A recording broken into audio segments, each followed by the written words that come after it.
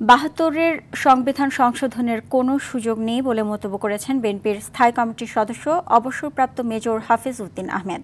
জাতীয় প্রেসক্লাবে মুক্তিযোদ্ধা দলের প্রতিষ্ঠাবার্ষিকী উপলক্ষে আয়োজিত আলোচনা সভায় তিনি এসব কথা বলেন।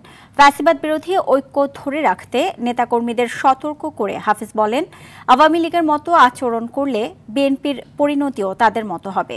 পিআর একটি বিদেশি ধারণা, বাংলাদেশের জনগণই নির্ধারণ করবে দেশে কিভাবে চলবে বলে জানিয়েছেন মেজর হাফিজ।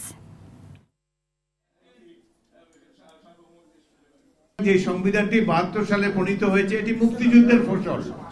সাধারণ মানুষের আশা আকাঙ্ক্ষার প্রতিফলন সেখানে ঘটেছে। রাজনৈতিক দলের ঐক্যমত নিয়ে যেই সনদটি গৃহীত হবে সেটি নাকি সংবিধানের উপরে স্থান পাবে, এটি তো কখনো হতে পারে না। সারা পৃথিবীতে সংবিধান প্রণয়ন করে নির্বাচিত প্রতিনিধিরা, বাংলাদেশেও এটি হয়ে এসেছে, আগামী দিনেও ইনশাআল্লাহ সেটি হবে।